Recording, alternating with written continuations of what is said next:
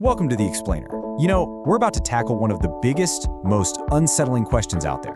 I mean, the universe is absolutely massive, right? So, why does it seem like we're completely alone? And you know, a really great place to start is with this quote from the amazing astronomer, Carl Sagan. He said this, and it really is the key to everything we're going to talk about.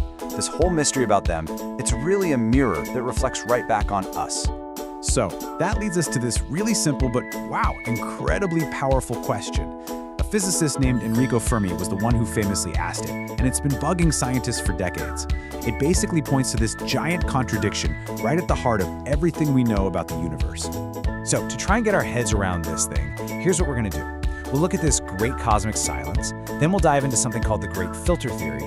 After that, we'll see what that might mean for our own future, explore some other pretty chilling possibilities, and finally, bring it all back to what this whole search really tells us about ourselves. All right, first up, the Great Cosmic Silence. Let's dive right in. And to really get this, you first have to wrap your head around just how mind-bogglingly huge the universe is, because that's what makes this whole problem so weird. Okay, get this. The part of the universe we could actually see, it's about 92 billion light years across. And inside that, there are literally trillions of galaxies. And each one of those galaxies has billions, maybe even trillions of its own planets. I mean, the numbers, they're just staggering. It's almost impossible to really picture. And that right there brings us to what's called the Fermi Paradox. It's pretty simple, really. When you think about all those planets, I mean, just statistically, it feels like there should be countless alien civilizations out there. But when we actually point our telescopes and our radios to the sky and listen, we get nothing. Absolutely nothing. Just this really eerie cosmic silence. So what's going on? Well, one of the simplest ideas is something called the rare Earth hypothesis.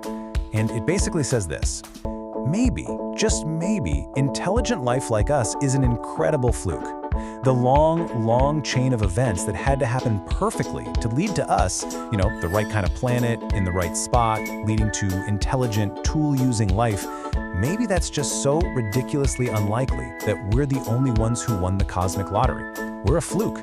And that would mean we're profoundly alone. But what if we're not a fluke?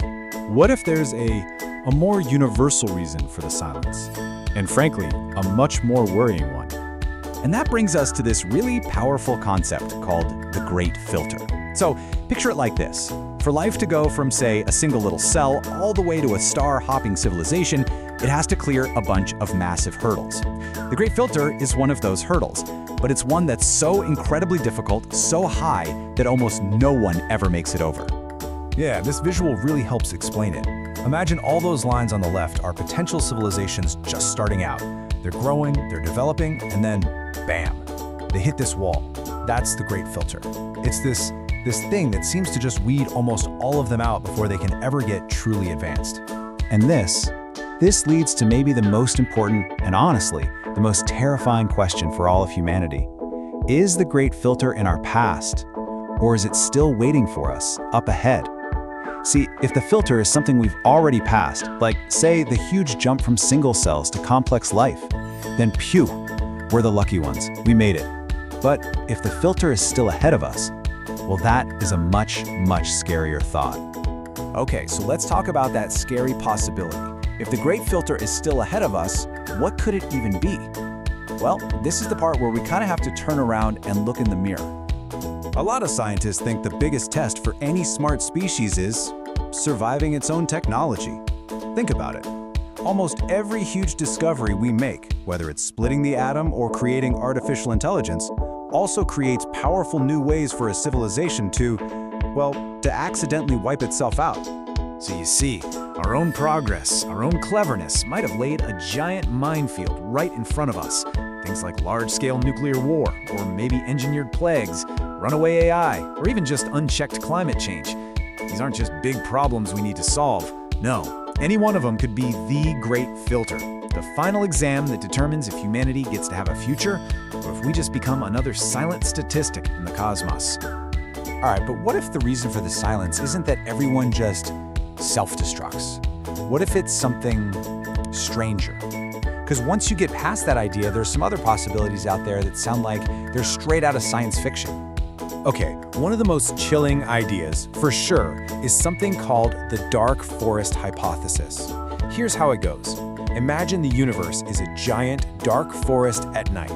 It's filled with silent, armed hunters. And every hunter knows the #1 rule. Stay quiet. Don't make a sound, because the moment you reveal your location, another hunter will take you out before you can get to them. So in this version of the universe, silence isn't a sign of emptiness, it's a sign of fear. Now, on the complete opposite end of the spectrum, you've got the zoo hypothesis. This idea suggests that, yeah, there are tons of advanced civilizations out there. They know we're here, but they've all kind of made a pact to leave us alone. They're just observing us from a distance, like we might watch animals in a nature preserve, Just letting us develop naturally without interfering. And this chart does a great job of showing you those two extremes, right? On one hand, you have the dark forest, where the universe is a super dangerous place, and staying quiet is how you survive. On the other hand, you have the zoo, where the universe is a protected place, and silence is just a policy. In both scenarios, what do we get? Silence. A profound silence. But wow, the reasons why could not be more different. Or, hey, maybe there's a much simpler and honestly a much more humbling answer. The physicist Michio Kaku put it perfectly. He said, what if we're like ants in an anthill right next to a 10-lane superhighway? The ants are busy with their own lives, and they're just completely unaware of the superhighway. They can't even comprehend what it is. Maybe we're the ants. Maybe advanced intelligence is all around us, but we're just too primitive to even notice. It's not that they're hiding, it's that we literally don't have the senses to perceive them. So, okay, we've gone through all these totally mind-bending theories, from us being a cosmic fluke to us being an exhibit in a galactic zoo. So what's the takeaway here? What are we supposed to do with all this? Well, at the end of the day, this whole cosmic puzzle, it isn't really just about looking for aliens. It forces us to look right back at ourselves. It makes us ask some really hard questions about our own survival and our own potential. You could say the silence of the universe is a pretty powerful warning. And that's where we come full circle, right back to that Carl Sagan quote from the beginning. If we want to be a species that actually survives for the long haul, one that might one day meet somebody else out there, we have to master ourselves first. The biggest challenge we face is using our own cleverness to solve the giant existential threats that our cleverness created in the first place. And so, that leaves us with the final and maybe the most important question of all. Will we be the ones to pass the test? The universe, it might be silent for now, but our future, that's a story that we are still writing right now. The only question is, will it be a long one?